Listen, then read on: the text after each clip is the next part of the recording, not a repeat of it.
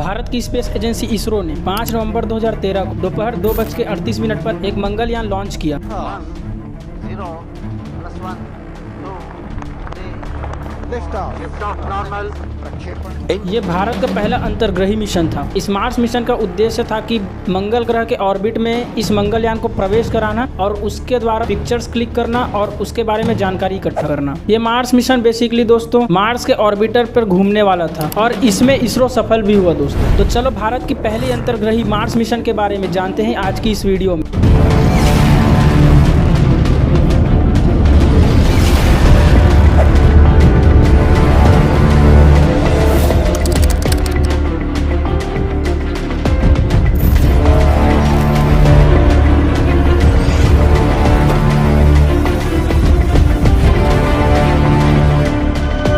भारत की पहली Mars mission, इसको शॉर्ट फॉर्म में मॉम मिशन भी कहते हैं दोस्तों। ये इंडिया का पहला प्लैनेटरी मिशन था, यानी किसी दूसरे ग्रह के लिए भेजे जाने वाला सैटेलाइट। उस समय दोस्तों इसरो के चीफ डॉक्टर के राधाकृष्णन जी थे।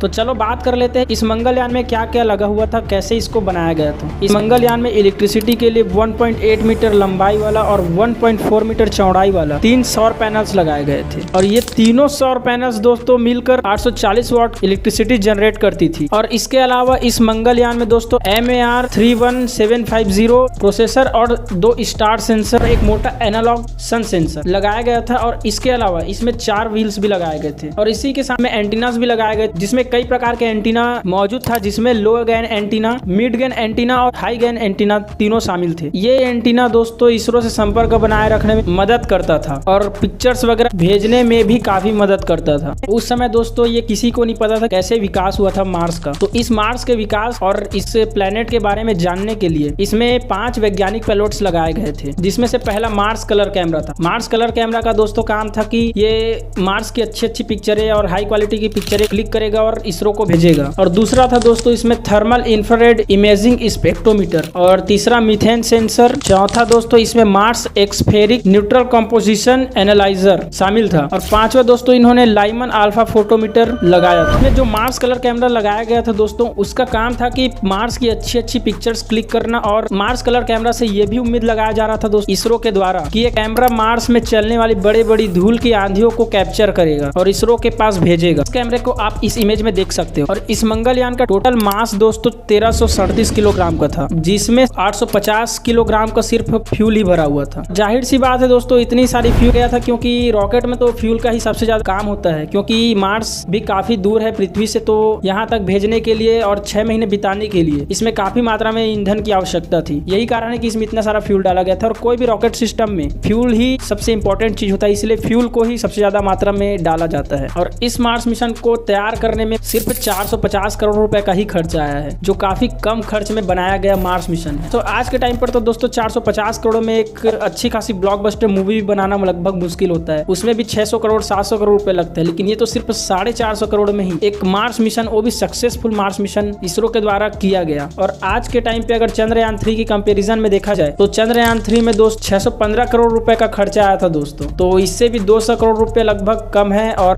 चंद्रयान 2 की कंपैरिजन में देखा जाए तो चंद्रयान 2 में दोस्तों 978 करोड़ रुपए का खर्चा आया था, तो इससे भी काफी कम है। और अगर चंद्रयान फर्स्ट की कंपैरिजन में देखा जाए तो चंद्रयान 386 करोड़ रुपए में बना था दोस्तों। चंद्रयान फर्स्ट सबसे कम खर्च में और सेकंड में ये मार्स मिशन बना था। इसके बाद दोस्तों इसरो के सामने एक और समस्या थी। इसरो इस सैटेलाइट को अपने geosynchronous satellite launch vehicle rocket system से लॉन्च करने वाला था, बट GSLV रॉकेट सिस्टम 2010 में दोस्तों 2 बार फेल हो गया था। और GSLV रॉकेट सिस्टम के नए बैच को आने में 3 सालों का वक्त लग सकता था दोस्तों। और लॉन्च विंडो का समय दोस्तों 2013 के नवंबर और दिसंबर महीने तक था। और इसरो के पास दोस्तों इतना समय नहीं था कि वो रॉकेट के नए बैच के लिए इंतजार कर सके। इसके बाद दोस्तों लॉन्च विंडो का समय सीधा 2016 और उसके बाद सीधा 2018 में था। अगर इसरो इस मिशन को 2013 में अगर लॉन्च नहीं करता तो इसरो को 3 सालों तक वेट करना पड़ता। इस रॉकेट को रखे दोस्तों दोस्तों खर्च बढ़ जाता है। और इसरो वैसे भी दोस्तों इसको बहुत कम खर्च में बनाया था और इसमें और खर्चा नहीं करना चाहता था। लॉन्च विंडो क्या है चलिए वो जानते हैं पहले। तो बेसिकली दोस्तों लॉन्च विंडो एक ऐसा समय होता है जिसमें दिए गए समय तक दोस्तों रॉकेट को अपने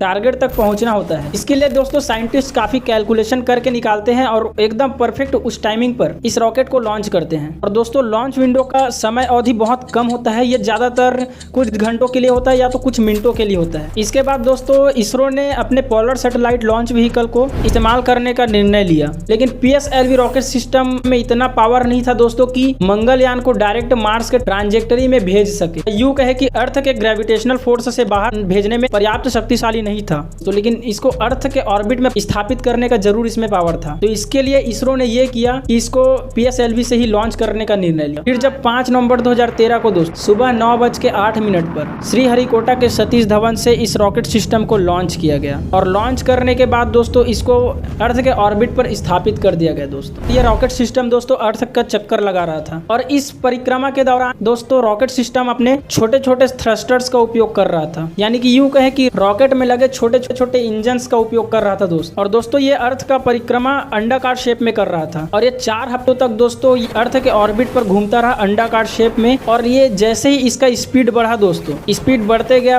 और धीरे धीरे ये अर्थ के ग्रेविटेशनल फोर्स से बाहर जाते गया। फिर दोस्तों 1 दिसंबर 2013 को दोस्तों ये अर्थ के ग्रेविटेशनल फोर्स से पूरी तरह से बाहर चले जाता है और निकल जाता है मार्स की ओर। इसको आप इस वीडियो में भी देख सकते हो। 10 महीनों के बाद दोस्तों यानी कि 24 सितंबर 2014 को मार्स के ऑर्बिट पर एंटर करता है। मार्स की पिक्चर्स क्लिक करके इसरो को भेजता है और इस प्रकार दोस्तों ये मार्स मिशन सक्सेसफुल रहता है। और इस सक्सेसफुल मिशन के बाद दोस्तों भारत दुनिया का चौथा देश बन गया इंटरप्लैनेटरी मिशन के मामले में। इससे पहले दोस्तों अभी तक सिर्फ 3 ही देश इंटरप्लैनेटरी मिशन सक्सेसफुल कर पाए थे, जिसमें अमेरिका की स्पेस एजेंसी नासा, रशिया की स्पेस एजेंसी रोक्सोस्मोस और यूरोपियन स्पेस एजेंसी ESA, ये तीनों ही इंटरप्लैनेटरी मिशन करी थी 2014 से पहले। और आपको जानकर ये हैरानी होगी दोस्तों कि इसरो ने इस मार्स मिशन को सिर्फ 6 महीनों के लिए बनाया था। हैरानी की बात है कि दोस्तों ये मार्स मिशन 1 साल नहीं, 2 साल नहीं, 3 साल नहीं, पूरे 8 सालों तक दोस्तों जीवित रहा और पूरा 8 सालों तक मार्स की जानकारी और पिक्चर्स क्लिक करके इसरो को भेजता रहा। और हाल ही में दोस्तों ये आर्टिकल भी देख सकते हो